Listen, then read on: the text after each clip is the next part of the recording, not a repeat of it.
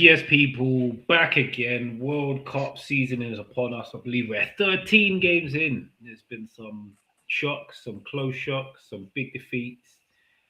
Yeah, let's get into it. How's everybody doing? We'll start at the bottom, work our way around. Shuey, you good? Yeah, all good, mate. Actually, just nice to watch some football and not care, isn't it? Yeah, fair Just play. enjoying just watching football. There's some horrid games, some half decent games. Yeah, everything you could want in life. So yeah, I'm all good.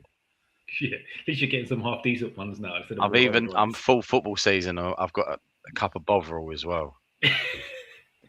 Because you've been banished to the shed and needed to keep warm. And that.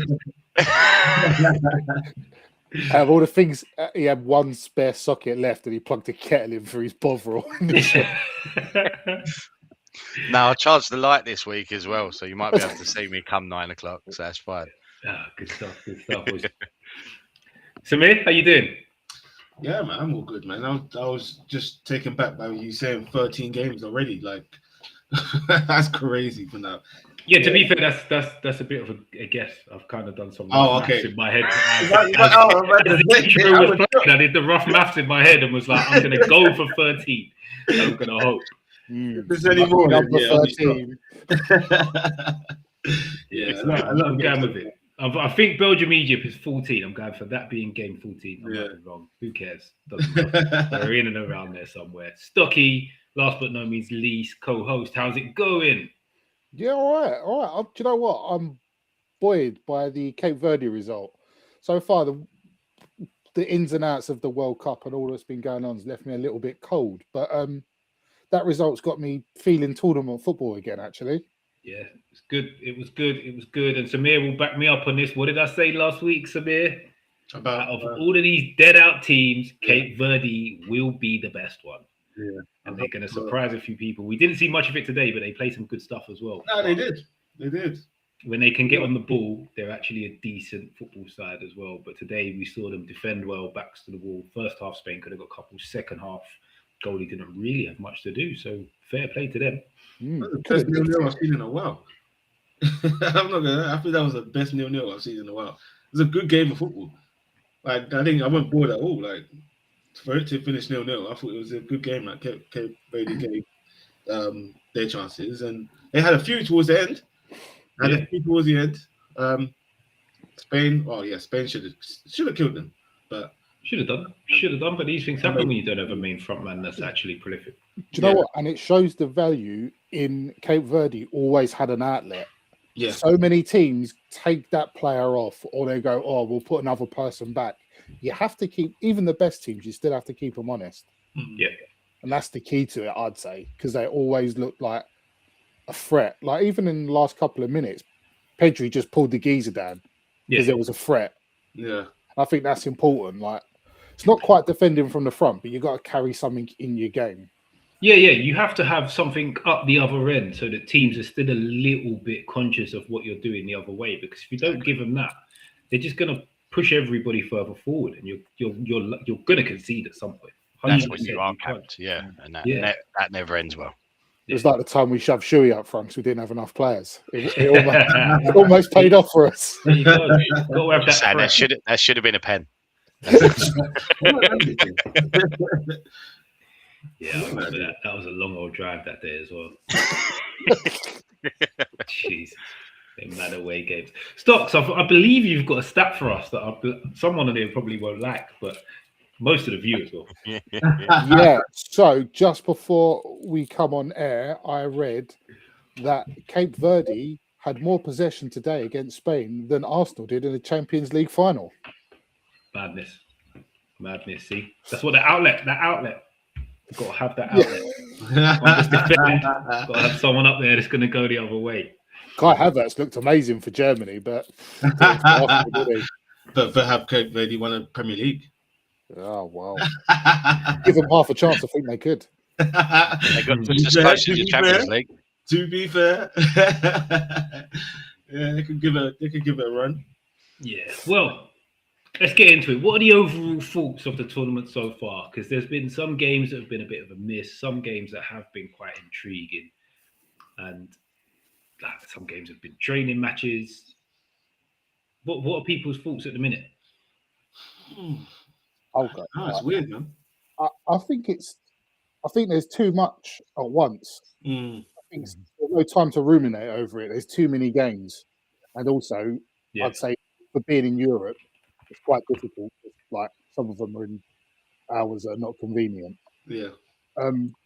But it's all happening a bit too quick for me. It feels like we're having a World Cup on like a binge watch of Netflix.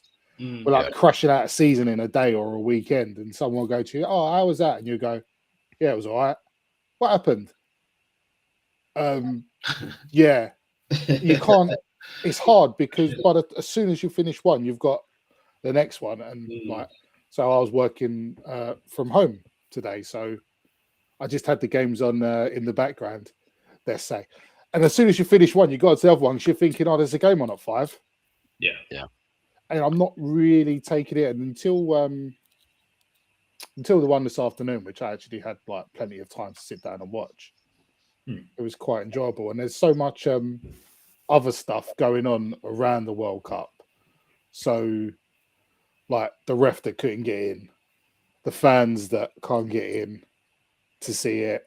You've got these hydration breaks. Players that can't get in. Well, yeah, players and all.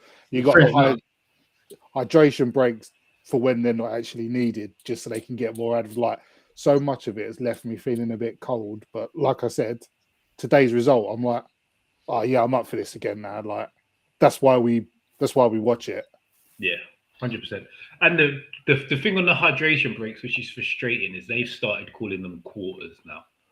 Oh no, I heard someone earlier go, "That's the end of the first quarter," and I was like, "What?" Oh, who said that? Nah. It was on the TV. That's our commentary as well. So what the hell? On the TV, I was like, "Nah, we can't be running this line. It's a hydration break. It's not a quarter. Let's not do this."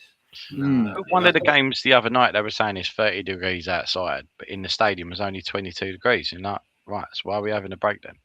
Yeah. Like, I get it if it is sweltering, like when it was South Africa and stuff and Qatar and everything. But no, it's not needed. Yeah, I get it for certain games, but yeah, I think the rules just there in general anyway. No matter what the weather is like, they're gonna take that break. I think if it was raining, I still think they'll probably take that break because the break is implemented in the game now. So like, it's meant to be when the heat at pitch side is above a certain level. It's not just written into it. It's meant to be when the heat at pitch side is above a certain level. We all discussed last season. What confused me was last night. Netherlands, Japan. That's in a roofed-off stadium with aircon. Yeah, 22 degrees. That was the one. 22 degrees, and they still had a break. Like, what we did. Like I say, it's an underhanded thing. So, because obviously in this country, if you're watching the football in the UK, our broadcasters have said we're not going to have the commercial breaks that other countries are.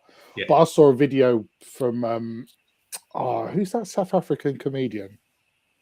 Is it like Trevor or something? Trevor Noah. Trevor Noah, yeah. I nearly said Trevor Nelson. I'm like, no, it's not him. He was saying exactly the same thing. I saw a clip and he was like, well, yeah, this doesn't meet the threshold, but we're having to watch these adverts. And at one point, for one game, they actually held off restarting until the adverts finished. No. It's just ridiculous. But we had this conversation about, you know, those tactical breaks and how you can stop it in the Prem. And then they've just made it part of the game. Yeah. Like they get one each half now. Yeah, just like to stop, like we said, take the drinks to the centre circle, no coaching staff. Yeah. Just get the water boy, get Adam Sandler out, carry some drinks to the middle. Don't have no coaching. Because I think that's just dreadful, isn't it? Yeah. Yeah, it's very, very silly. I think that's like on this World Cup thing. I don't know. Like I agree with Stocks on like there is a lot of games, but there's also that side of me that hates that I'm missing these other games. You know, the ones that like 3 a.m. and 1 a.m. and stuff like that. I don't want to be watching highlights. Like I felt like in the other World Cups, I was watching pretty much every game, but with this, it's like, oh, I gotta watch a freaking highlight. Watching Sweden win 5-1, watching the highlight of that. Like I think that's what's not making me like this too much. No. Like I want to watch every game, but we're not getting the opportunity to. So watching these on highlights ain't the greatest. I'm enjoying the football like you, but it don't feel like a World Cup yet. Nah, I don't think it will until you hit the knockout, because even the knockout's like an extra round now, isn't it? Exactly. So until there's a bit more stability, at the minute the games are all over the shop. Yeah, and you can't get buzzing about it because some people stay up and watch it. Some people are watching it between work. Some people are watching it in the evening. Like, you'd all watch it at the same time and message and exactly. You ain't got that vibe at the minute, have you? It's just a bit all over the place. Exactly. So yeah, it's good. I'm glad there's a lot of football, but it's just messy, isn't it? Yeah. I suppose it is a little bit, but I think it's quite good. I actually think it's quite good from the other aspect of where it's such a big World Cup. If it was all on in watchable times over here, I think it would just be too much. It would, yeah. It would just be no break. It would just be way too much going on. So I quite like there's a couple of games that you can just skip out on because they're like stupid o'clock in the morning and then just have a little catch up. It just so happens that a few of them would look like they've been semi-decent games or someone's put in a semi-decent performance. But there'll be a couple of them you wake up and you'll be like, 1-1 New Zealand against someone. And you'll be like, I didn't waste my time watching that. And you'll be quite happy about it. I must admit, at the weekend, I got up early just to watch the ones I missed. Yeah, because you are the ultimate football pervert. That's why. Yeah, we did say full football Italian.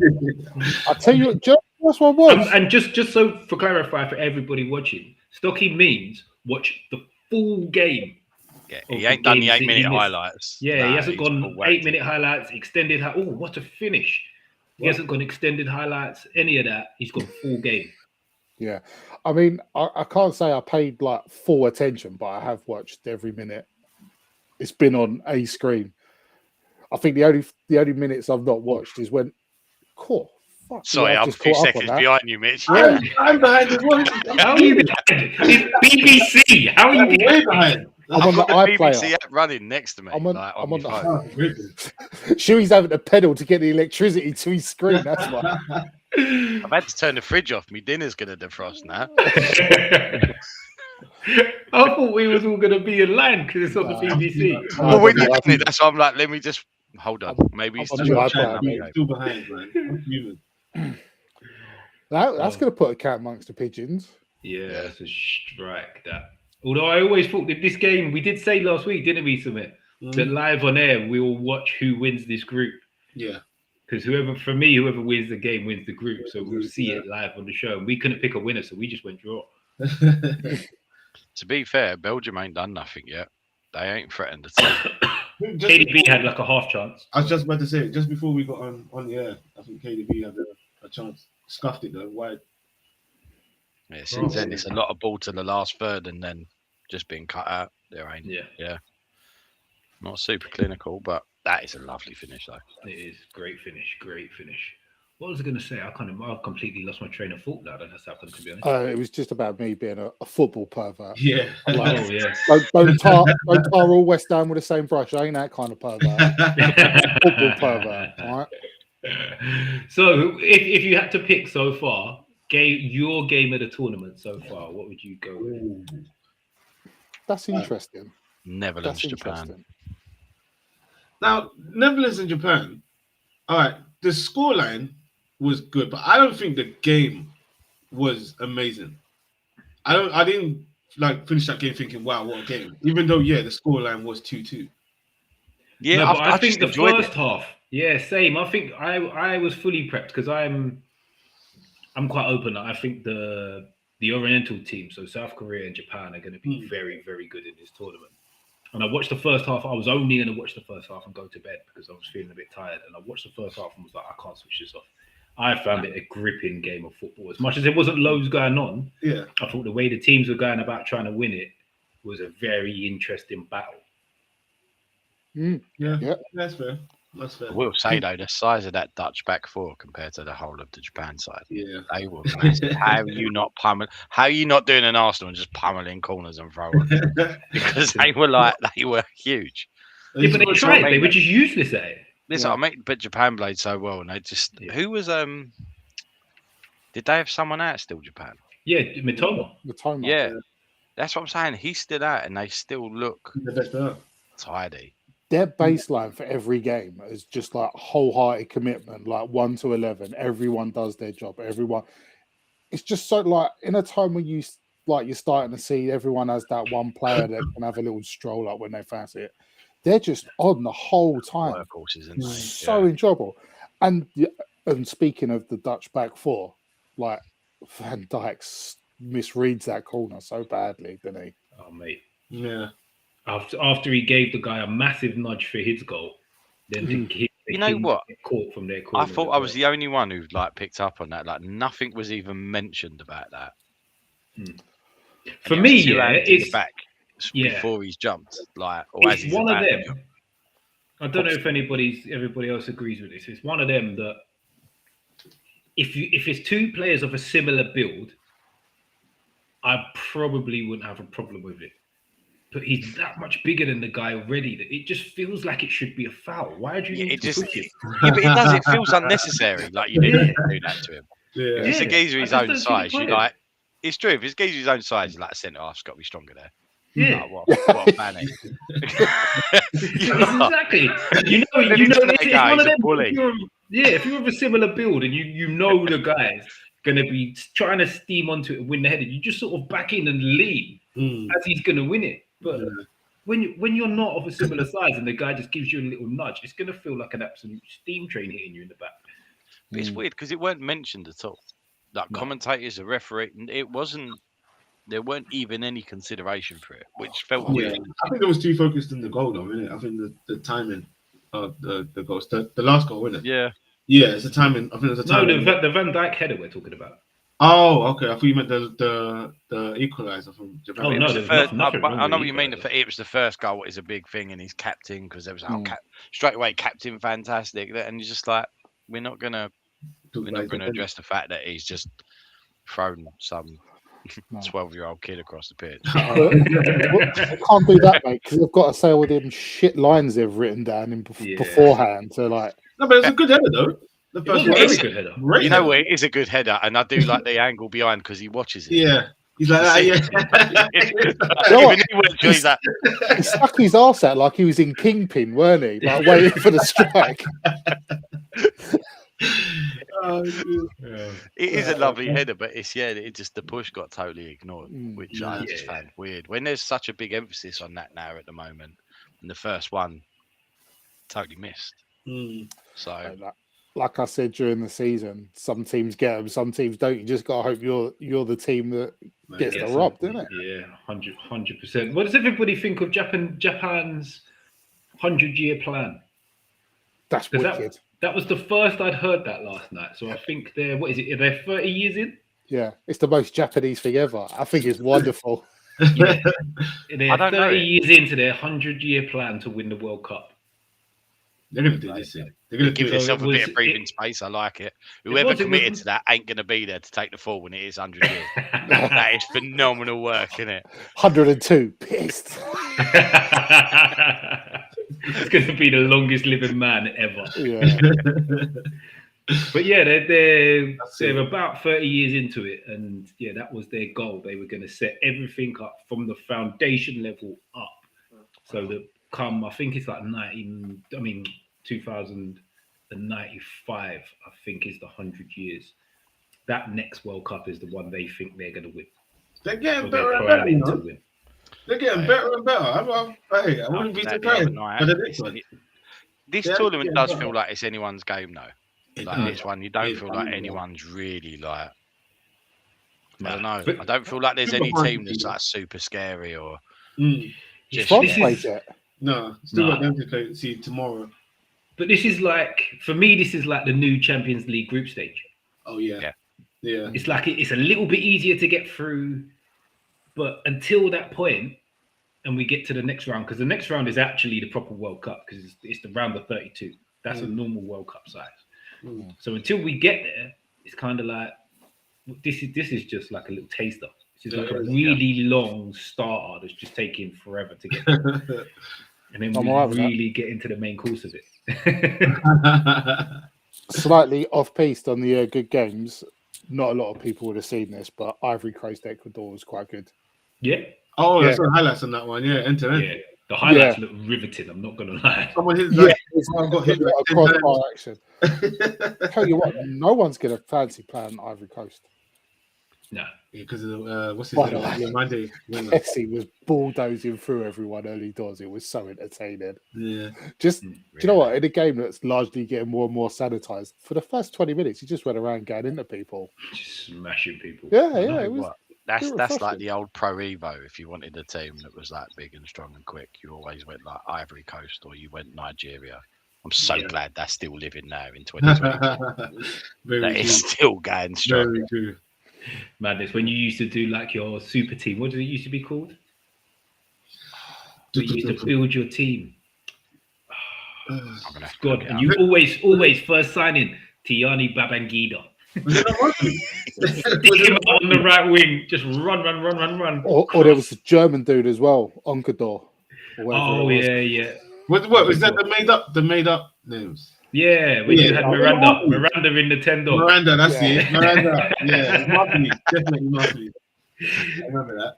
Yeah, Master League, that was the one when you had your Master League team. Yeah. It was always sign that really rapid winger, then sign someone a little bit better at number 9. Although they had a guy like Costello, he was decent. His finishing was decent.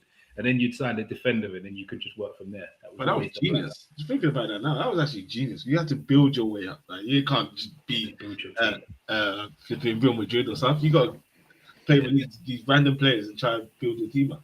While we're on this mad tangent, there was another thing they used to do, called scenarios. So it would have like a game that was mad. So like, trying to think what it would be. Like you'd get the 99 Champions League final. And they'd give it to you at like minute 85 and you're 1-0 down and you have to try and win it 2-1.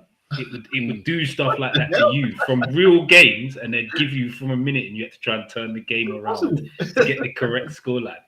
They were mad, they were crazy. That's crazy, man. Imagine Arsenal fans now, look, gonna download it, yeah. It's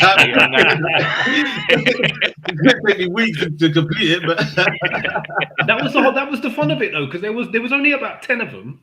And they got progressively harder, and the last 3 or 4 were just a joke.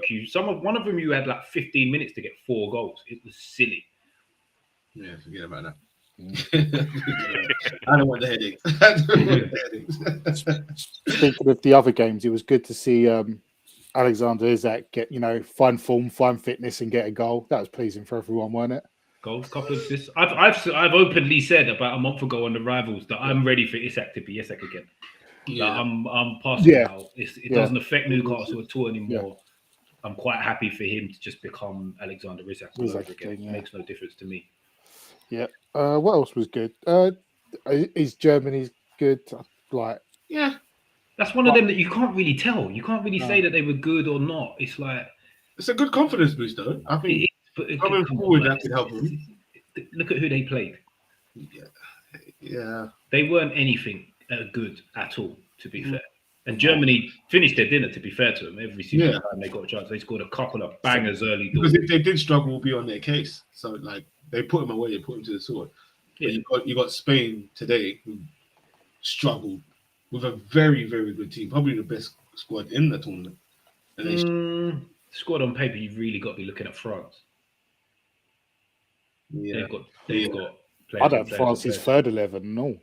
Yeah, France could probably field a second ball. They do in some of the African nations. They could probably field a second team in this tournament of players that aren't even there. Yeah, I tell you what could have been the standout game, but it was only good for 45, and that was Brazil-Morocco. Oh yeah, yeah, it was good. Yeah. To be fair, I think Morocco were really good for 45. I thought Brazil's midfield was pants. Yeah.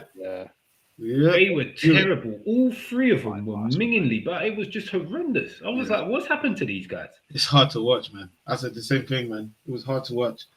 Yeah, but it's not even like they're coming off bad seasons. Bruno's had a good season.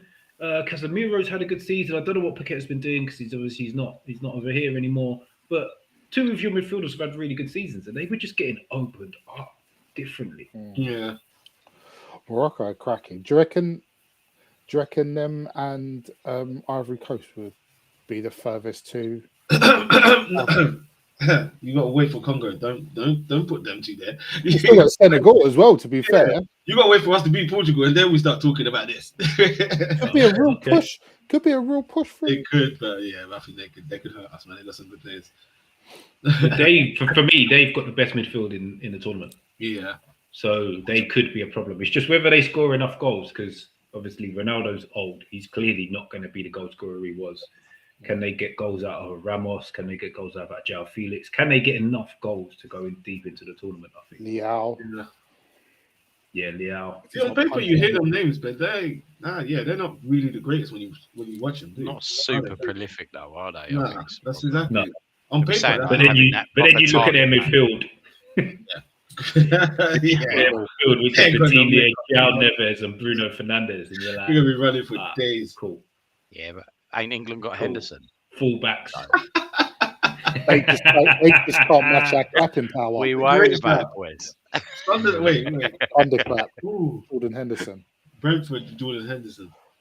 States got 4 goals as well themselves. One of the hosts. That did look good, to be fair. Oh, Balogun's finished. Oh my god. That was what nice. the hell? It opened up nicely for a bit. Always looks good.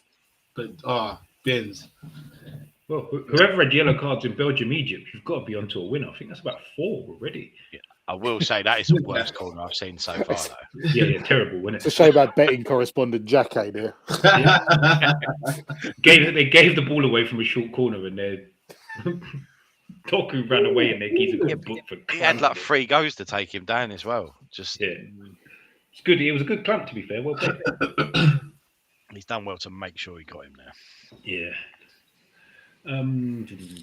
So who do we? So what other games were chucked out there? I quite like South Korea, Czech Republic. I was just about to say I woke up for that game randomly, so I went to bed early.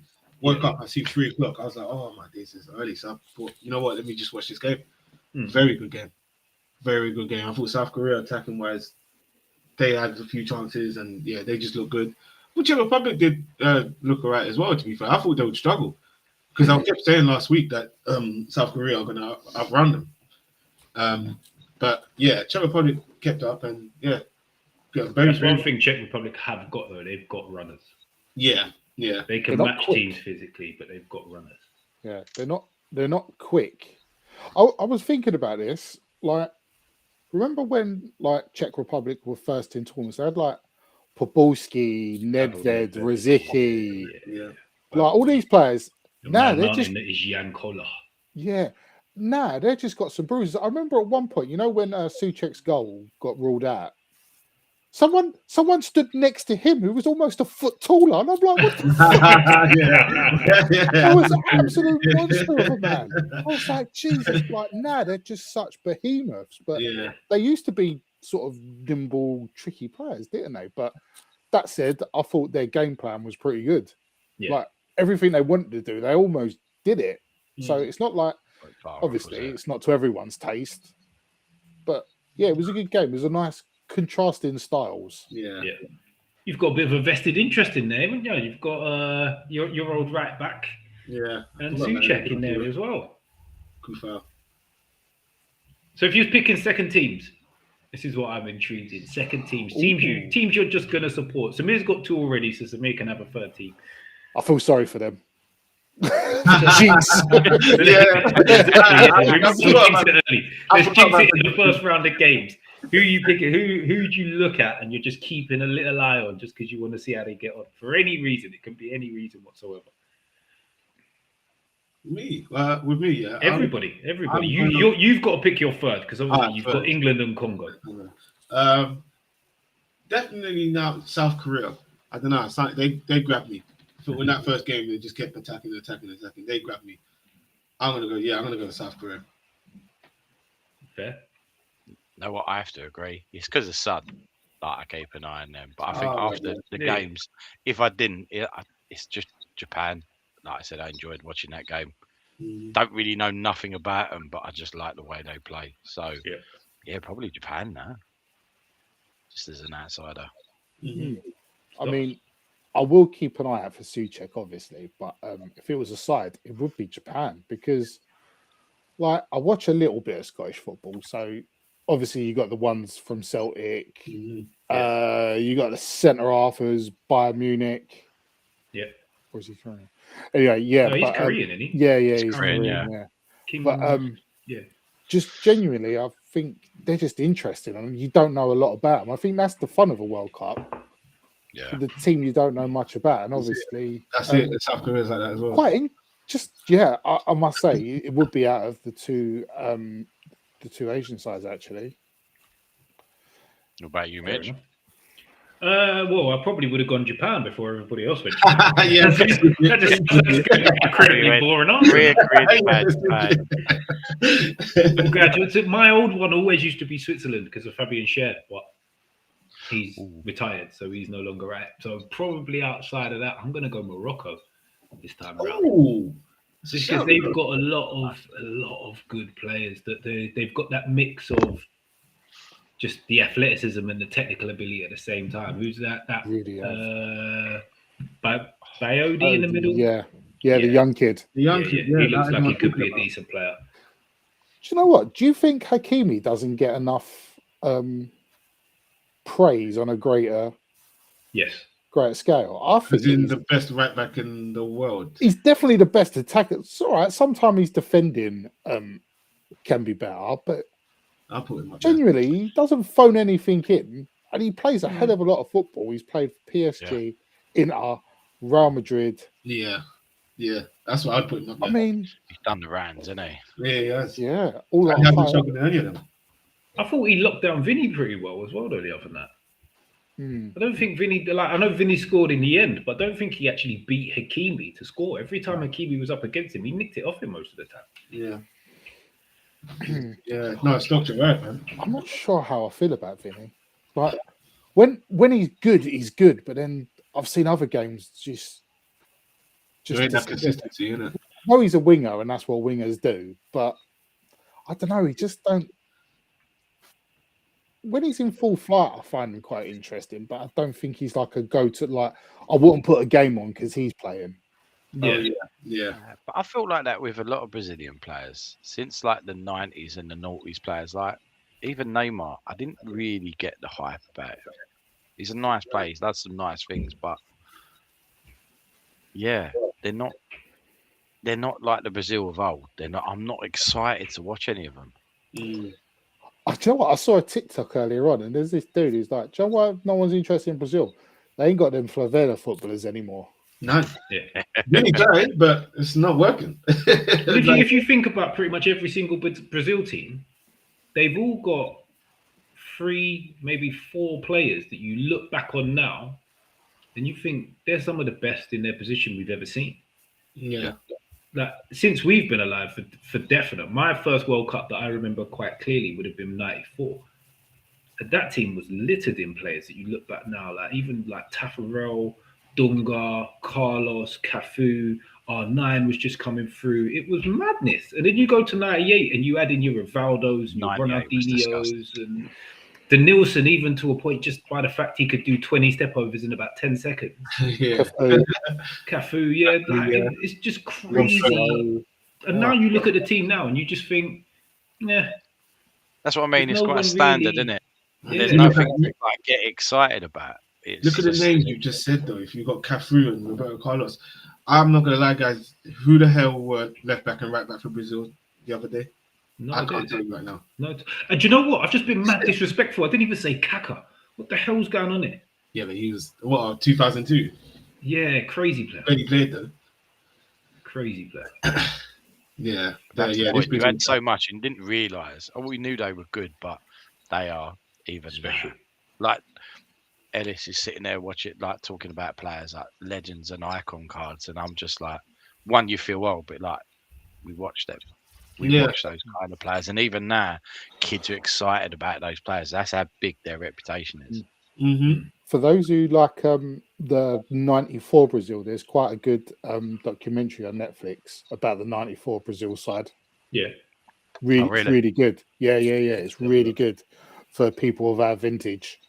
Funny enough, Hargreaves told me to watch it, and I was stuck on a train. I was stuck on a train, so I watched it. It was half good. Decent. Might have to have a little look at that. Somewhere in between all of the games that are on at the minute. Probably. Well, hold on that one till the knockout rounds. When it's 3 days. Do you know what the best thing about this expanded World Cup is? I've actually got a game on my birthday. It never happens. My birthday always falls between the semi-finals normally. There's a gap, and my birthday's always in the gap. So I've actually got a game to watch this year. So what could be your options for your birthday? No, let's not go through this. Surprised you ain't just haven't figured it out. Because we had that. No, I haven't figured it out. I couldn't get World Soccer's wall chart, so I'm not having any wall chart. There's only one wall chart. Oh, actually, I'll go by our predictions. That's what I'm saying. That's what I was like. Yeah, go back to that. What we did last week. I'll go by our predictions. From what I've heard, that sounds like it's going to be a bit of a flush.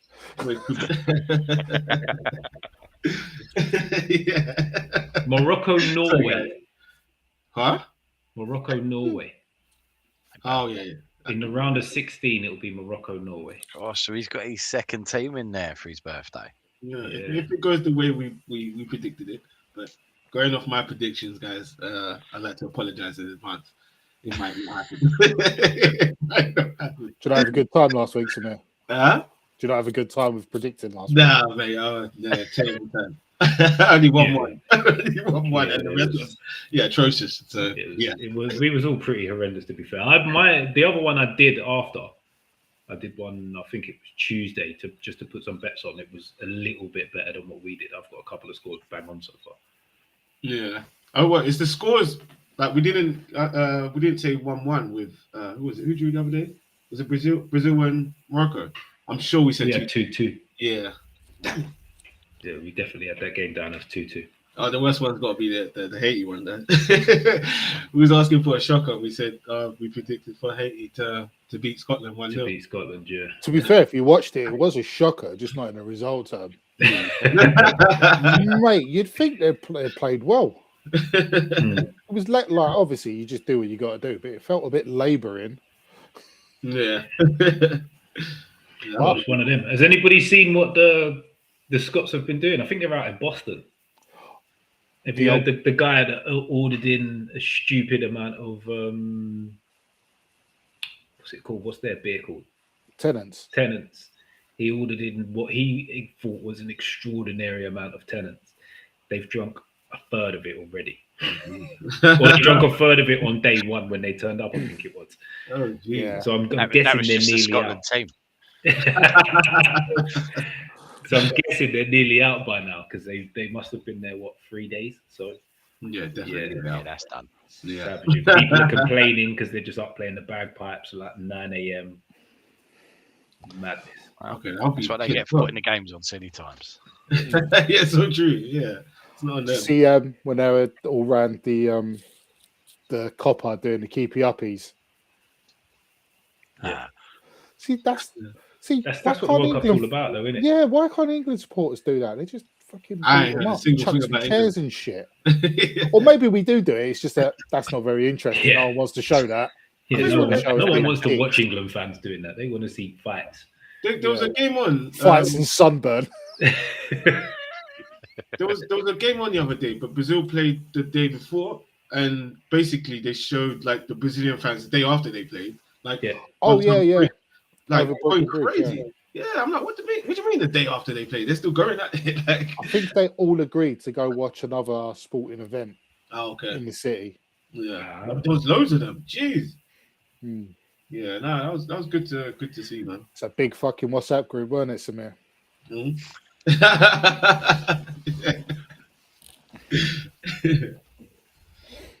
jeez.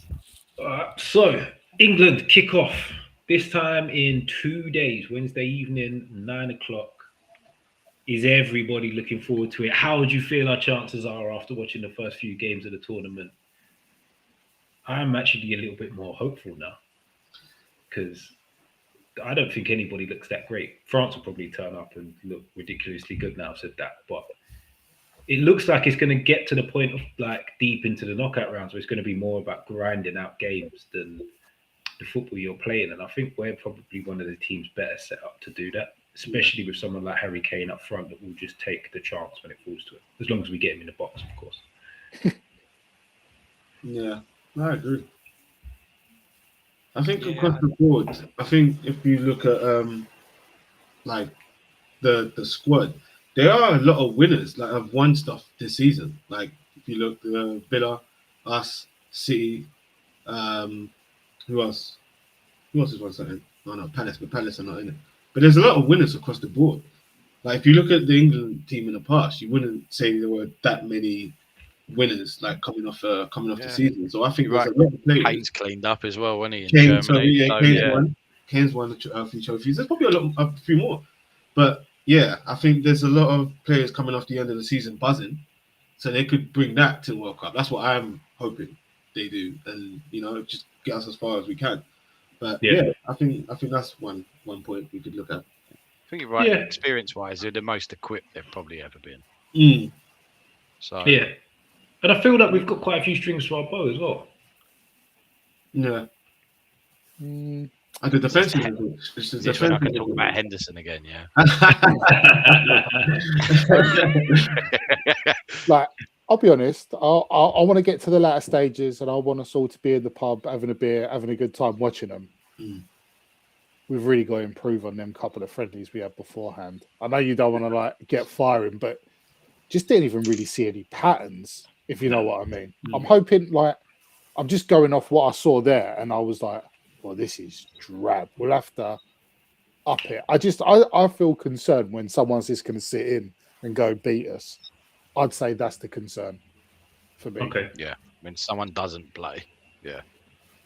And then that's when you'd say these players that are highly rated, that's when you want them to step up, if you know what I mean.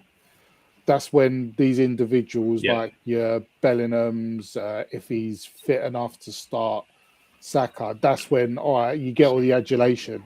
Now's your time to put up or shut up, sort of thing. Yeah. I'd say that one thing that does slightly make me happy about is that I just think Tuchel would drag someone if they're not doing it. Yeah. He does seem. I agree. I actually think England will be all right against the bigger teams. I worry if England play a smaller team. Like, I genuinely worry how they'll kind of break them down, because you've seen so far these, we say smaller nations, but they're actually doing well. And I think that's where we're going to get caught off guard. We're so ready for everything. I am quite concerned of when we come up against one of those nations we assume we're going to walk over. Yeah, the ball's slow, sort of things like that. Move the ball slowly, and like there's a plan for playing Spain, for playing France. It's also well thought out. But when it comes to those smaller nations, I think that's where I do feel like we lack some creativity as well. Like I said, them friendlies, we just looked boring.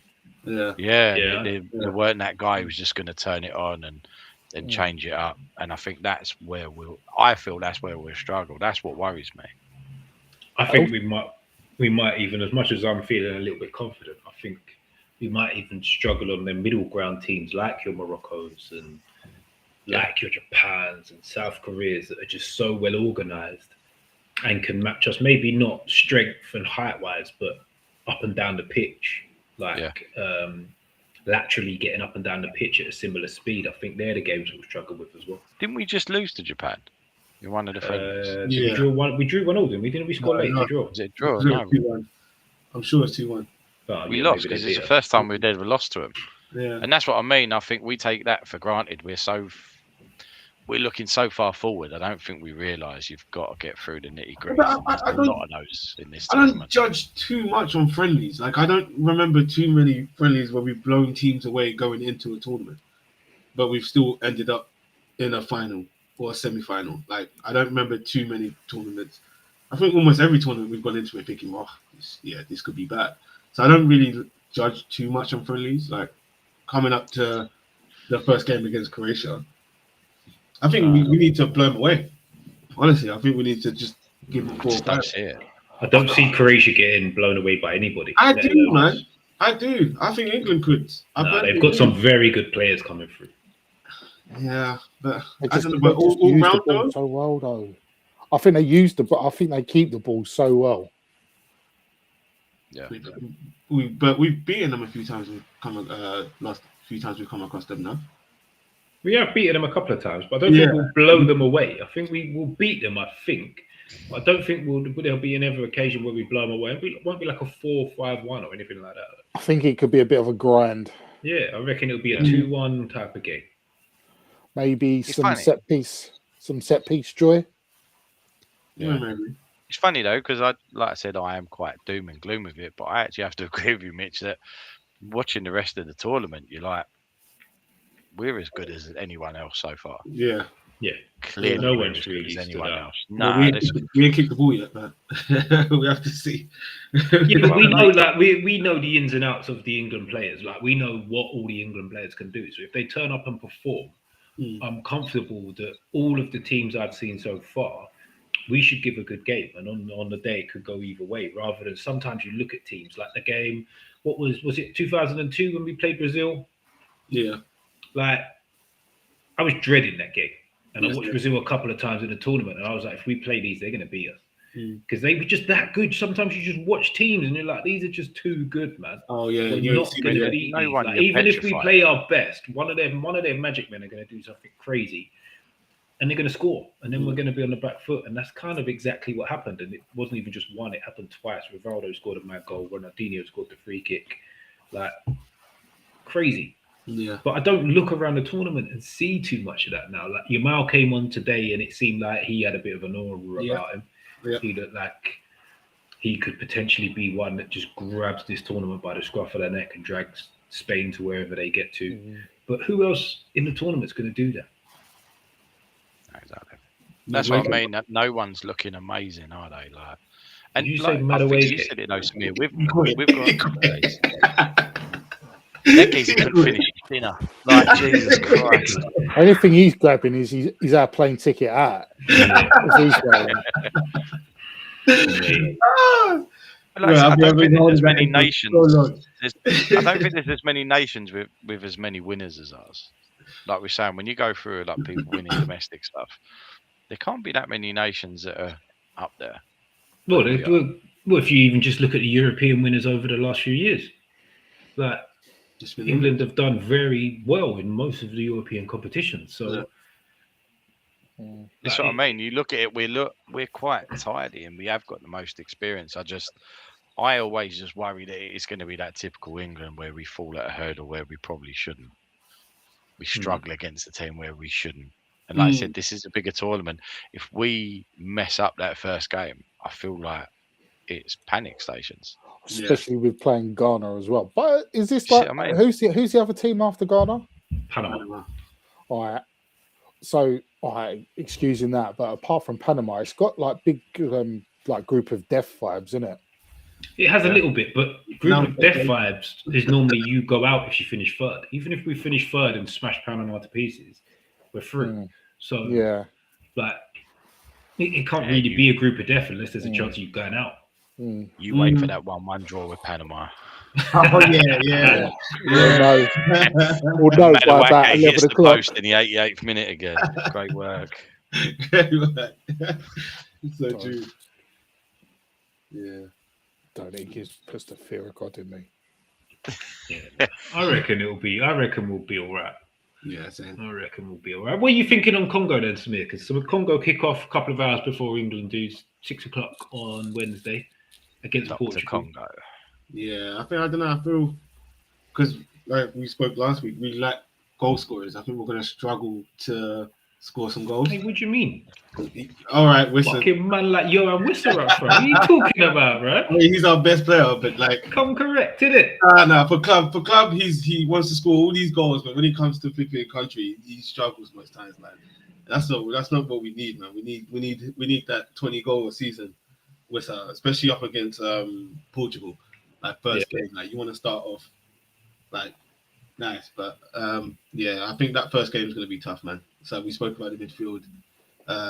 Ronaldo, even with his age, could still flipping out jump half his team and then score a header. I don't know, man.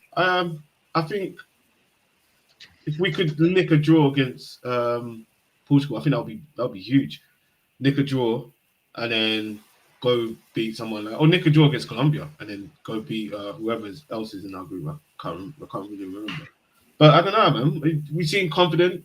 Everyone's coming out in swag. If you see what's on the internet, like we're taking over the world with the way we're entering the airports with our suits and stuff. If you ain't seen it, yeah. I don't know. Yeah, we good. We got a few players, man. I think some players you ain't heard, but you'll be like, oh, you know what? This player's quite tidy. So who is the star man? If the star man is Wissa, who else is the star man behind him? Who are the players we should be looking out for? Bakambu's he's hit and miss, but everyone knows about Bakambu.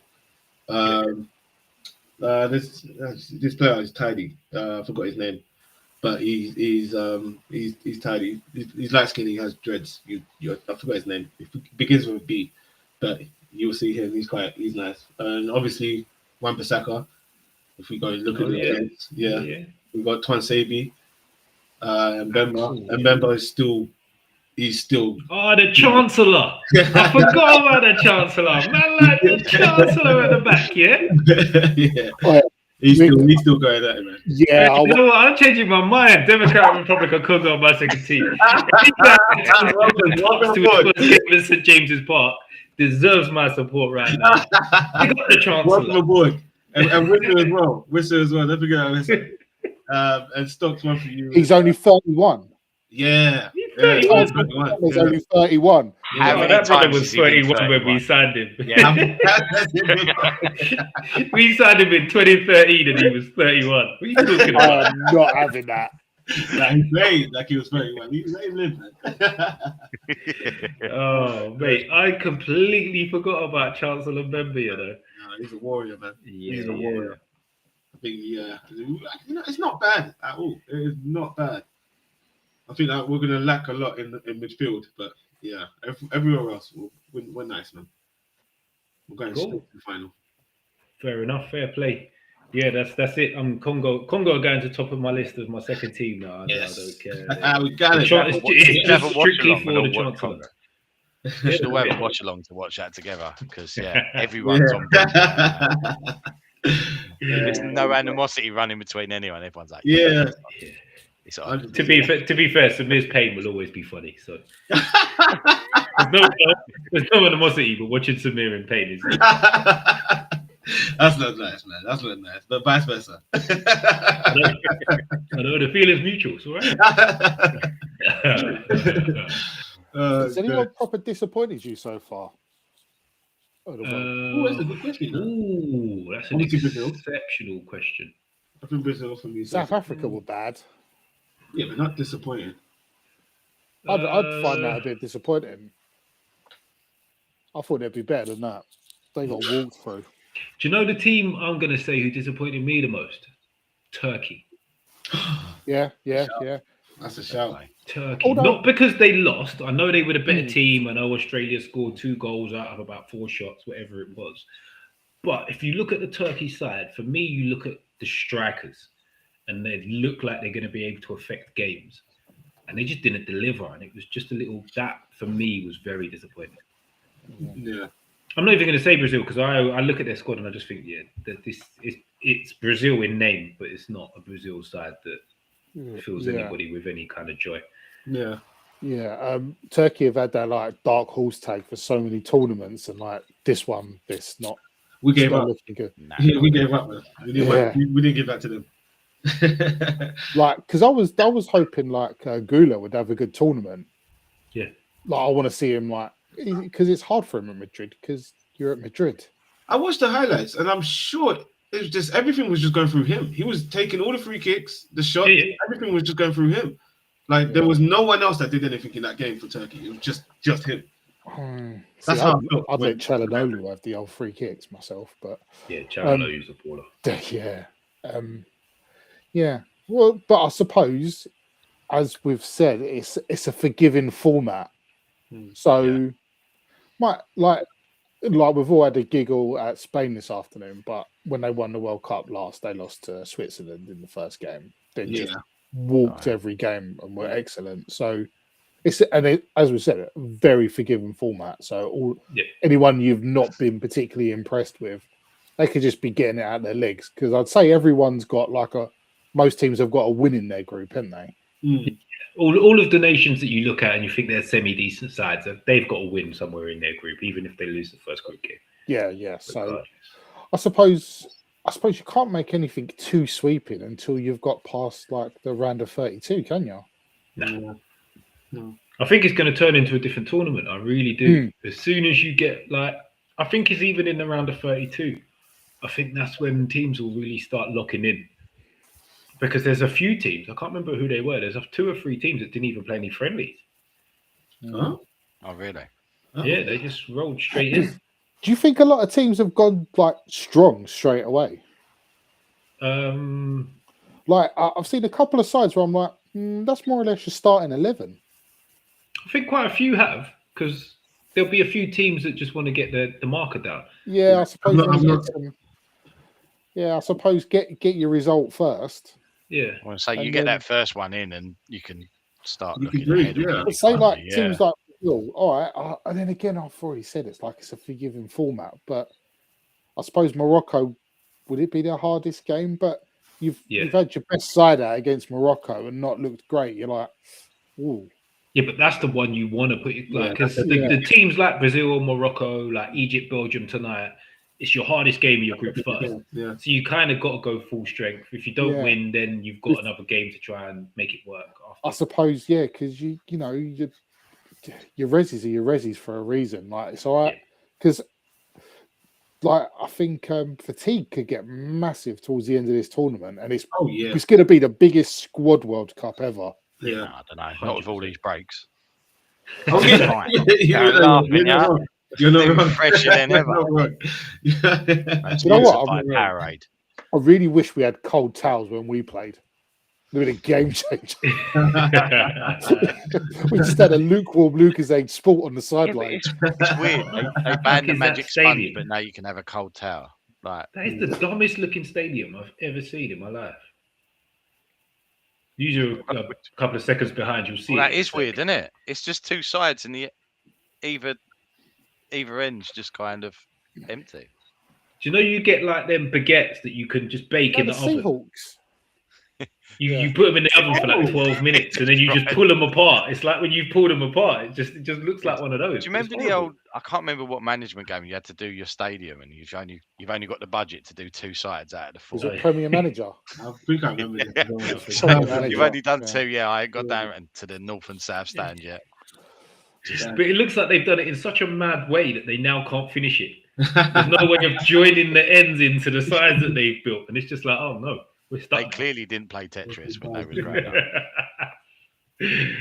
That's mad. We haven't spoke about Argentina at all. The current world champions. Yeah, fuck Romero. Suppose that's that. Sorry, boys.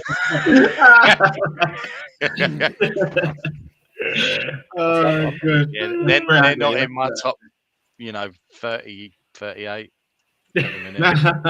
So, yeah. Again, they don't.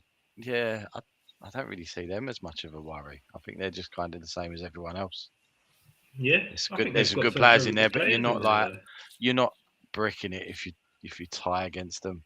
Yeah, for me, there's nothing new from that last World Cup. Nah. I don't think there's anything new from that last squad they had in the World Cup that they won. There's no new names. Nothing stands out for me. It's just Messi being at the age of 30. I don't know. There's one player I'm interested in watching. Thiago Almeida. He played 2 minutes at the last World Cup or something ridiculous like that. He's going to play 2 minutes in this one as well. no, and he's gone to Atletico, isn't it? And he ain't played that much because you got to be a certain type of player to get into Atletico, ain't you? Yeah. They may buy you, but they're not necessarily going to play you. Hopefully, he gets some time. Lautaro Martinez, he got the most goals in Serie A this year. He was in the last World Cup. Yeah, and he barely played. I think. Yeah. Nico Paz, who's been at Como. Oh, he's a player. Yeah. No, there's a new name. Got Julian Alvarez, who's Nico Paz. Yeah, he should be a very interesting one. To be fair, Nico Paz. Was he in the last? Tottenham went in from a few teams went in for him, didn't they? And they held off. Nah, he saw after the game, to be fair. Yeah. They're like attacking wise, midfield. I suppose you got Enzo Fernandez and McAllister that would just do what they do. I still think you can get at them. Yeah. They're tweakable. Yeah. Yeah. To be fair, all the predicted 11s are very similar to what you'd see apart from Almada. Because you've got Trafico, Otamendi, Romero, Molina, McAllister, Paul, Fernandez, Messi, Martinez, Almada. Jeez, Otamendi's 38. Yeah. Right. You know how everyone says Martinez is a great goalkeeper? You don't think he's overrated? Who? Emilio Martinez. I think he is a bit overrated. I think he's a little bit overrated myself. He's good, but I don't think he's good as people make out sometimes. There's a rick in him. You know, Casillas, Buffon. Like, Casillas had the odd mare, but not very many. Casillas, Buffon, you look at him and go, yeah, I'll put my ass on you. Van der Sar, I'll put my ass on you. Yeah. I don't have that feeling with him. Remember how Mitch, you said it about Pickford at Everton, and Ramsdale. They get too excited and they're not concentrating on what they got to do. You got to be a bit cold. Yeah. I think Martin, like sometimes he wants to be this wind-up merchant. So he wants to play a character. Too much of his character. He makes some amazing saves, but amazing saves are amazing for a reason. You got to build it on your bread and butter. And I still think he can sometimes have you could already see his puzzled face when he's done something wrong and he's looking for someone to blame. Yeah. Hands up like that. Yeah. I think you get the best out of him international football, a bit like Pickford. I think he's a very different goalkeeper international than he is club level. Club level, he got found out a bit this year. You know, he was play acting a lot of the time and being the villain and, he loving that. But I think international I think he's a bit different. Because he has to step up because it's around Messi. Yeah. He can't do that around Messi. I actually don't think that's it. I think it's just because there's not that same rivalry. Like when you're at club football, fans are on your case, they're behind your goal, and they're in your ear. And if you're play acting back to them, you're not fully caught in the game. I don't think you get that same kind of stuff at him. The French fans hate him, so I think if France was to come up against him, like you said, but then there needs to be French fans in the stadium at the time behind the goal. Like if they're not behind the goal, he's not going to get it. But you also don't get it in national level. So when he starts shit-assing things, it is outrageous on international level. You don't see it very often, do you? No, but he pissed off the French fans. That's what I mean. So when he done it to France, they're outraged. Where in the Prem, that's every week, isn't it? Yeah, it ain't even a rivalry getting it like that. So in this World Cup, is he even going to have opposition fans behind either goal? So is it going to make a difference? He might have a bag of neutrals behind him. Yeah, they're going to come around. Not a grand a ticket, mate. They're coming around. They're just going to love him fucking about because it's just like loads of neutrals sat behind him and he's winding them. He's just entertaining them. So they're just going to love it. And he's going to thrive on it. That did upset me when I saw the crowd and there's just different shirts. There's like the two different teams mixing. It hurts my feelings. This ain't rugby. You're not meant to get on. It's meant to be a bit tribalist. Exactly. Do you know what? For me, in these World Cups, they almost need to do what they're doing in reverse because they give tickets cheap to locals. And then the people that pay their money to come over normally end up paying quite a bit for a ticket. I feel like it should just be the other way around. Like you've paid your money, you're over here, you're paying hotels, you're paying into the local establishments. Show you're a fan of the club, show your flight from wherever you've come from or your passport from your nation, and you get a ticket to that game while you're here. Yeah. You get one for nothing. If you're here all tournament, you have to pay for the rest.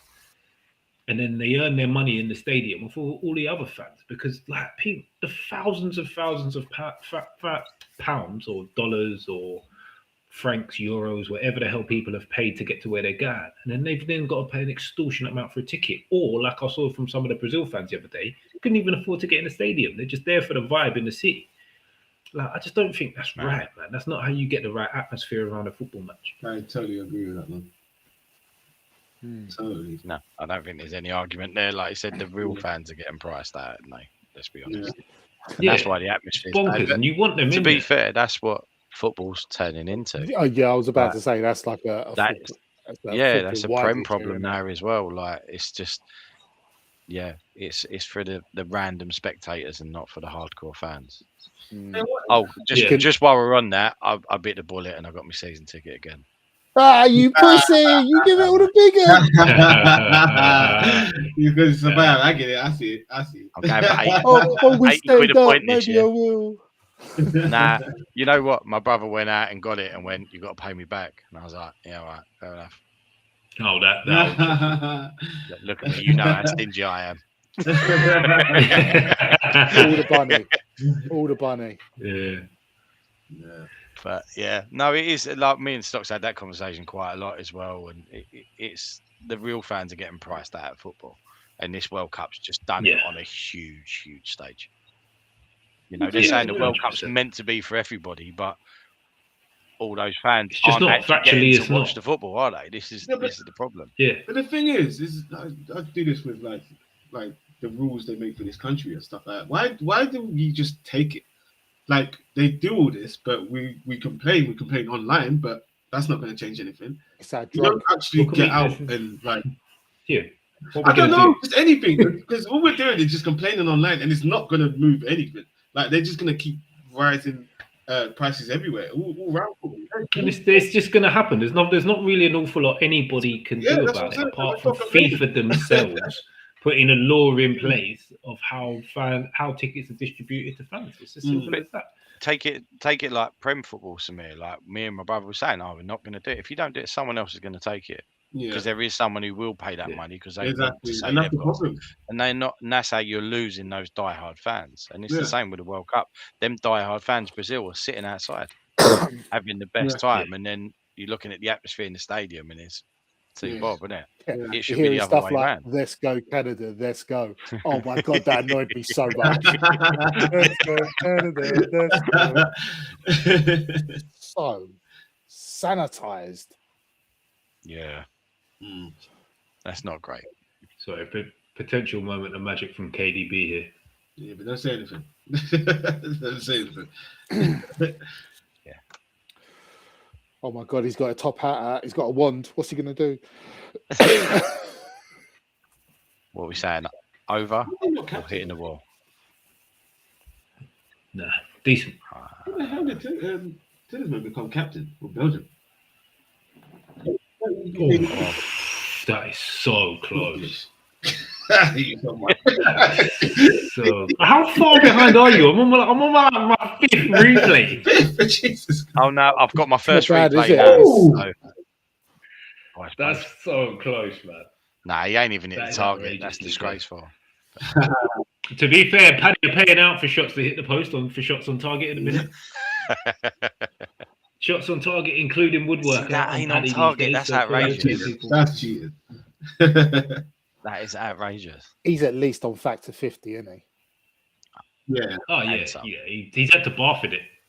He literally had to bar for the stuff. It's going to come out like the cricketers. He's on his bridge of his nose, on his cheeks. Like. It's just going to start sweating. It's just dripping down his face. Like he looked like he's melting. Look like Hargreaves in Cyprus. It's not a pretty sight. It's going to be like Michael Jackson in these drinks breaks with an umbrella.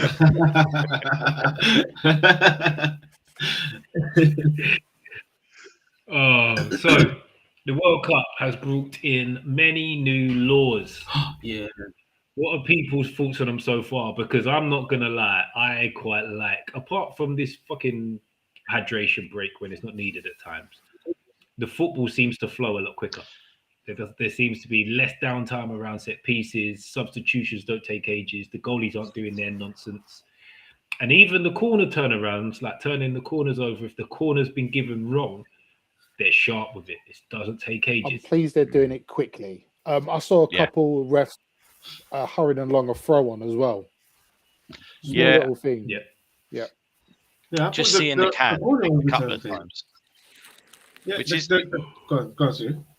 No, I was going to say, I was watching that at the same time, but yeah, just seeing the referees and you can see the players are so aware of it that they're playing quickly, and it's the whole idea. It's not actually to give a throw on the other way, or that's an awful finish. It's not actually to punish teams; it's just to make them play faster, and they're doing that without having to swap it, and now being a corner for the other team from a goal kick. It's eliminating that. A bit like you kind of want a yellow. You want a goalkeeper to get a yellow in the first 10 minutes for time wasting rather than the last 5 minutes. And it's doing its job. Stocks has seen it now as well. No, I've caught it on the third replay. I was looking for something that I was complaining about in refereeing standards. I just needed reminding. Yeah. Shooting out for a throw-in is outrageous. I will say that save is unorthodox. Yes. Pats it down. He's like Donkey Kong punched it. Like, I don't know what he's thinking there. He could have just shot it to his side and just said, cheers. I'd say the most scandalous thing officiating was, I'd say the only thing was the South Africa game. You know, when like first game and there's 3 reds, you're like, oh. It went a bit bonkers, yeah. I agree. And at the time, I was like, but ever since then, it's been a bit better. It has been a lot better. And even the hair pull was a joke. The straight red for the last man, both the other 2 straight reds, I actually agree with. I got on with them eventually. Like, it was debatable, that third one where he's going through. I'm like, nah. Well, when you see it from sort of the angle that pans out, and you can sort of see it looking at the goal diagonally, you're like, actually, he's got a lot of time to take a touch, set himself, and just lash that past the goal. But it ain't nice to talk about this and not talking about how horrendously wrong they've got it. Yeah. I think they were debatable, and I can live with that. But I just had a concern that was going to be the threshold. That first game was a bit, wild, shall we say? Yeah, the geezer was excited and give him one, and then he had a taste for it. Bless the referee. But then I just don't feel. I think the red card to the letter of the law. Yeah, the hair pull should have been given, but that's just because how it's written in law now. If you pull hair, you're off.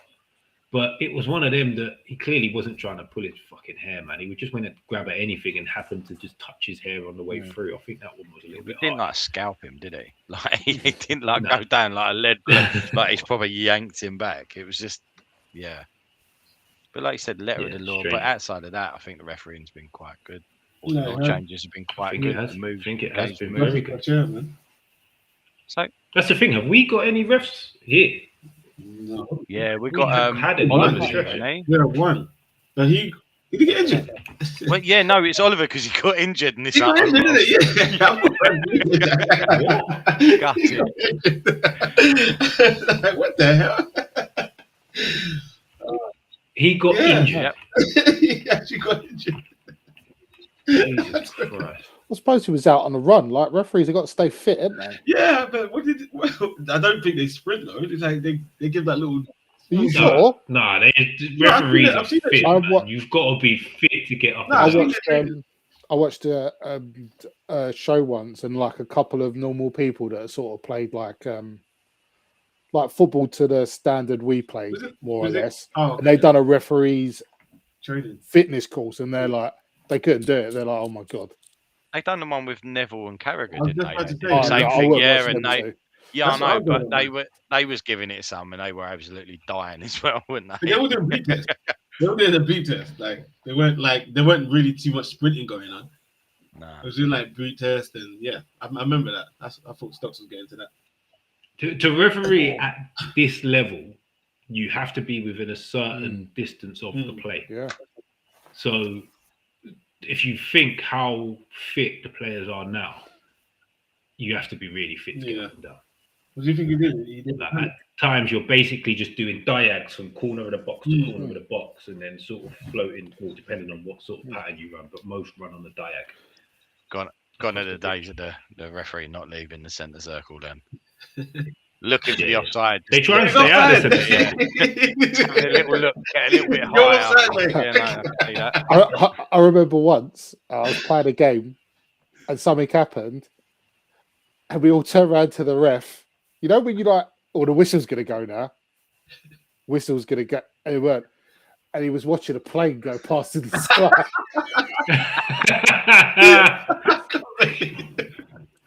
And we're like, you know, you're getting paid, didn't you? Like, you're not just one of the boys just doing us a favour. We don't give you a whistle. That was an Airbus. He's been looking for that one for ages. Yeah. Got to take that one Fucking prices they charge these days to ref a game. He was probably thinking, I can book that flight. Yeah. Oh, speaking of taking off, Doku tried one there, didn't he? Yeah, he's a little bit lucky he didn't get booked on that one, to be fair. Yeah, that was an horrendous try at buying a pen there. Gordon would have got it though. Yeah, all he's good at. Yeah, definitely. That's why we brought him in. That's why we brought him in. We're gonna get loads of pens. I know you put it out there, Mitch, but that was just a big, juicy fucking bait that I had to bite on because Gordon is shit. Yeah. How the fuck have Barcelona signed him, by the way? Have we had time to cunt this off? No. Nah, not yet. I actually don't think we have. That's the most shocking. Let's talk about. Oh, Jesus. Let's talk about a couple of quite Mitch, strange. can you stop ruining the Gordon football to for us? We ain't I got know. yet. Right, I'm going to ignore you and watch is, this screen for a few seconds. What is the time on your screen now? 61:07. Oh, I've just seen the shot. 61. Yeah. Shot just flew by the post. 61:07. Fucking hell, that was quite a few seconds after Mitch as well. Yeah, you're 20 seconds right. Oof, 20 seconds. No, I was shocked by the 20 seconds. Yeah. I paused it, so I'm gonna start it again. Okay. Go now. But so Anthony Gordon to Barcelona is crazy. I don't fully understand it personally. Well, I kind of do because he's an effective. Like they've obviously seen that Rashford's done decent bits for them while they've had him this season and seen how effective a little bit of direct pace can be. And I think if you're going to go for a player like that on the left-hand side, Gordon's probably one of the best in the world. So I get it from that point of view. But Anthony Gordon to Barcelona just seems mad to me.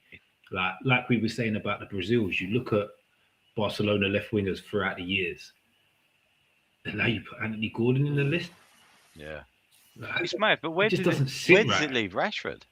Because he had a decent season. Well, back in Manchester at the minute. Carrick's there, so it's a different feeling for him. Yeah, he's starting. I think he'll start as well. Might be a different feeling, but Manchester United are now going down the route of trying to offload all the high wages and Rashford's mental money, isn't it? He's the highest. He's on like 350 and he's on something proper stupid. Yeah. Something crazy, and they're trying to offload it. They're trying to offload it that much that the talk is he's potentially available for 2025. Jeez. He's got to take a wage cut because no one's paying him that though. Yeah, I'm not paying him. Yeah. It's crazy, but he's just going to sit there. He's going to take a pay cut at Barcelona. Barca still didn't want him. Yeah, he said that he was going to take a pay cut for Barcelona. Yeah, but it would have had to have been massive. Like they've signed Gordon, and Gordon's like mid hundreds. Yeah. He wasn't going to cut a 200 grand off his pay cut. No, but no, I don't think it would have been. That's why they didn't go. They probably didn't go for him. Yeah, but he still would have wanted 250. Barcelona ain't paying 250 for Rashford, especially the way that SCR is done. SCR, is slightly different to the PSR that we've had because a lot of it is around your wage structure and how much you pay players in wages, rather than what you pay in transfer fees. Gotcha. Because that's the more sustainable way about gauging how a club will run if everything goes wrong. Because if you've got a shitload of players on long contracts on massive wages and all the money goes, you're fucked.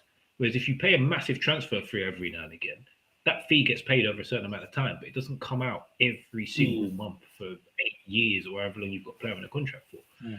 So that's why these massive contracts you're going to see disappearing. Chelsea started doing it 2 summers ago where they stopped giving these silly contracts with stupid money and they pay like a maximum of something like 180 these days or something like that. Do you know the only way I could see Gordon working at Barcelona is if he was like an attacking fullback almost. I just don't think his final third work's good enough. Like if you need like a defensive like Park Ji-sung sort of winger, I could see that. Park Ji-sung him off. I'd rather have Park Ji-sung, to be honest. Yeah, Park Ji-sung was better. Park Ji-sung was class. Do you know what I mean? Like Ferguson would use him as like, I want you to do a job, But obviously, when you get the ball, you can play, and that's what I'd see Gordon good at. Or maybe they just want someone quick when people are doubling up on Lamau on the other side. Yeah, I think that's what it is. I genuinely think they've got Rafinha as well. Like, what's he like defensive wise, Mitch? Gordon. Well, when he's on it, really good. He gets up and down quite well. To be fair, he's had a few games where he's phoned it in for us this season, and he's a bit. He's one of them that switches off sometimes through the initial transition. Right. So the first 2-3 seconds he's a bit slow, and then all of a sudden he's like, "Oh crap, I need to get back," and start sprinting. Because I think of Yamal. Yeah, I wouldn't say that he's lazy. You don't see someone working hard back. That's the one thing. Yeah, if Gordon does do that, then maybe. But yeah, I just don't see it. It just decision making's minging. Yeah. Yeah, terrible. But like I said, if it's just to balance out the other side, you get it, and he's going to draw fouls. He's going to scare the life out of most right backs in Spain next season. I just realised he's playing in Spain. I think he'll do well in Spain. Wow, that's a proper first touch goal. Oh, sugar! Lukaku literally just came on. First time. Mitch has still got his old pulls. He's like half hour behind. I'm behind now. Mitch is still on 61 minutes. Yes. Yeah, I'm fucking behind. It's not that much fun, is it, mate? I'm going back to lag. I'm going back to lag. Can't hear you. I don't think he touched it. I think it's an own goal, isn't it? Yeah. I mean, it's a threat. Nah. See, that's a proper striker. The fact that he's running away celebrating it. Yeah, that's what you want to say. That. Even if he did come up, it's an own goal. You know, we was talking about Pro earlier on, and we're like Jan Koller as well. Lukaku's got big Jan Koller vibes in this game. That he's just bigger than everyone else there. Yeah, like ridiculously. Come on, and he's just that is a proper Oggy, but you got to be there to force it, innit? I was going to say if he don't throw himself in there. Oh, he does it dearly. And sub him off. He's done his job. Oh no, he hasn't. Oh no. Well played. So that's 1-1. We had this down as a draw as well. So let's come back. We just it all. So the other weird one. Cucurella. I was about to say that's a mad one. To Real Do they Madrid. need Spanish players? Maybe. I did hear the other day that this is the first time Real Madrid haven't had a Spanish player in the Spain squad at a World Cup. Until they signed him, the cheaters. Yeah. By the way, how lucky are Chelsea? Yeah, I know. For money as well, it's like 80 mil, isn't it? Yeah. 80? Winning big money. Shut up, it is. For Cucurella? 60 or 80. It's either 60 or 80. Oh, okay. Yeah, I think hey, fine. If anybody wants Lewis Hall, what? pay that fucking money, bitches. No. You know what? Everybody was telling me fullbacks don't go for that kind of money. Yeah. If Cucurella goes for that money, Lewis Hall goes for. Got to make Cucurella fits Madrid because he is. I think he does. Like he's a proper little douchebag. Yeah. Like, he come through at Barcelona as well, didn't he? So even more of a douche. It shows he's fully douched it off. Yeah, I don't care about that. I heard Rodney the other day. Got Madrid written all over it, innit? I heard Rodney the other day say he'll go to Real Madrid. He don't care about the whole Atletico and Real Madrid stuff. I don't think he's not care about it anymore. Or maybe Barcelona, that's different. Yeah, I don't think unless you've been like at Atletico for a very long time, I don't think it really works to Atletico to Real to that aspect. But Real and Barcelona, yes, and Barcelona and I forgot. With the rivals, Espanyol. Yeah, that's another massive rivalry. They signed their keeper from them. Yeah, they're number one keeper. Yeah, and that didn't go down well at all, did it? And I suppose the only one that's because everyone always thinks Figo, but somehow Luis Enrique went from Madrid to Barcelona. Everyone loves him. Yeah. But I suppose I think these rivalries get trumped up a bit more these days. Now that people have got like airtime to fill, they bang on about them. I was having a chat in this. So I was in my old man's pub a little while ago, and then like back in the day, say like Arsenal were away, they'd go over and watch Tottenham and things like that. You just went and watched the game, whereas now you sort of sold this vision of hate, and tribalism. Whereas people used to go watch a game. Can I just say on the, I don't know if anyone's watching, there was a countdown for when the hydration break finished. Yeah. How many hydration breaks have we had? That is outrageous. They actually had a golden countdown after the Powerade. What time is everybody on now? Because I don't want to be fucking I'm on. Don't worry about that. I am 69, 52, 3, 4. I'm on 50 now. I'll be right home. By the way, impressive from the BBC just trying to advertise Iran, New Zealand. Yeah, good effort.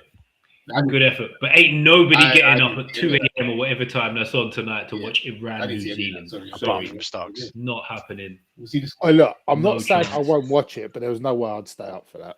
Yeah, but if you're we know you're going to watch it. You're up. You know, what are you going to do? Oh, look, I'm scouting for Champo players. Highlights on that. Scouting for Champo players out here. Hey, I'm already undecided whether I'm going to watch Saudi Arabia. I know, really. He's going to get flattened. It's an okay time. That starts today. I might watch the first half. If the first half's interesting for some reason, I might carry on. But push it. Yeah, I'm pushing it. That could be a stretch. Don't fancy that Brazil documentary is good. The plan. Right. I'm actually out of subjects already. We sort of rattled through a few things. Obviously, there's only been 13 games so far. I'm sticking with it. Someone can fact check me if they want. I'm sticking with it. I don't care. We've decided the new laws are actually quite good because they've been implemented pretty well. And we're undecided on what England are going to do, which is pretty English of us. Yeah. Any more? Does anybody want to chuck anything else out there? This one's the 13th. Say about the whole corner thing. I don't know if I've not been paying attention, but I swear the only game I've actually seen it was today, the Spain one. I was shocked by it. I was like, wait, what? The corner thing? The whole VAR check corners. No, it's happened a couple of times. They've just done it really quickly. Like commentators only mention it. They'll go, "Oh, corner's been checked," and yeah. I only realized it today, like in that Spain game. A couple have been turned over. So what it is if the referee gives a corner, they'll check it. They don't check it the other way around. If the referee gives a goal kick, it does not. Do we like that? Because they've decided there's not enough time to check it from the goalie getting the ball and everybody getting set, but there would be if the players are going to set for a corner. That's the reason they've done it that way, which I actually appreciate because they don't want to stall the game.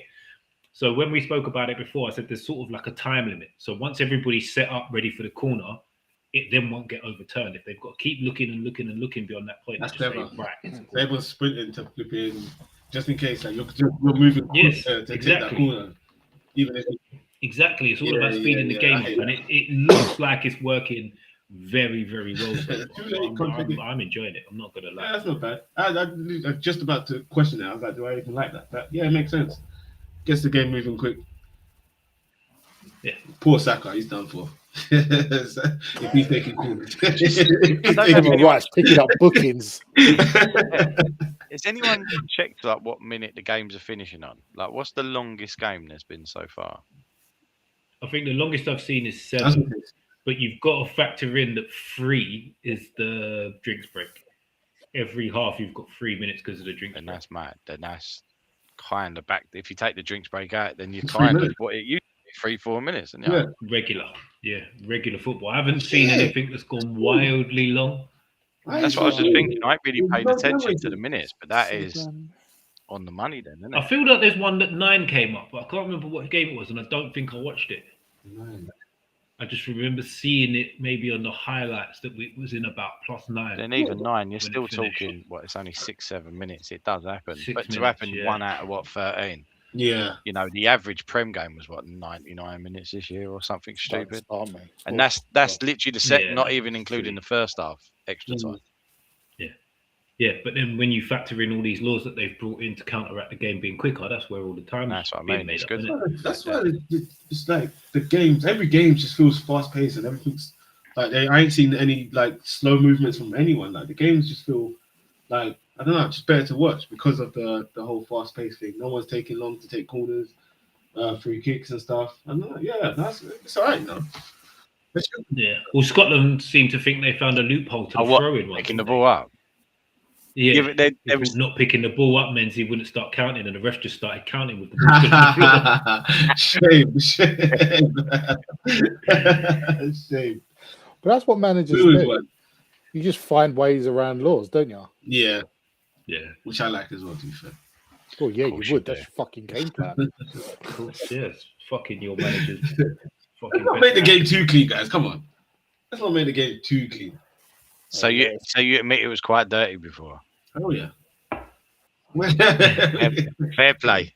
Hell Fair yeah. play. And you've admitted it, I'm out. We've waited many months for you to hear that, Samir. You've done it straight away. I told you I like this the dark side of football. Nah. Right, the ref's basically pushing Salah off the pitch. I'm surprised he's not lasted this long. He should have been up ages ago. He's done nothing. Trying to give the armband to someone, and the ref was like, No, I was going to say, literally snatched it off him. He was like, I'll take that. You get off. Oh, shit. Just putting it on himself. You fought forward, didn't you? Huh? Yeah. I'm on 75, 77. 75, 57. I was going to say 77. 77. I mean, at the time. I'm on 75 at the time. But now I'm on the 76-12. I'm 7 seconds behind. So that ain't too bad. 45, 47. Right, we're getting into nonsense now. So I think it's about time we wrap. For those that are interested, I don't know if Samir's there this week because we're going in the morning and Samir's always late. I will be on Fly the Wall Perspective. We're going to start at about 11:30. If not earlier, probably 11 o'clock live Saturday. So tune in for that. It's going to be me, B-Ax, Charlie. I think we've got one more coming as well. Look out for that. We've got a few topics that will be football and stuff going on in sort of like the political world as well, which is a little bit of a new way for me to get cancelled. So let's see what happens there. Anybody else want to promote anything else before we go? No, I'm not in any other shows anymore, mate. Cool. Well, like, share, subscribe, all that good stuff. I always say I should do it at the beginning. Always forget. Tell a friend to tell a friend. All of that. Even once you're watching it when it's not live, hype the video because apparently that does a lot as well. So let's get them hyped in. That hype. Do that. Right, until next week. See you later on. Peace. That's actually good.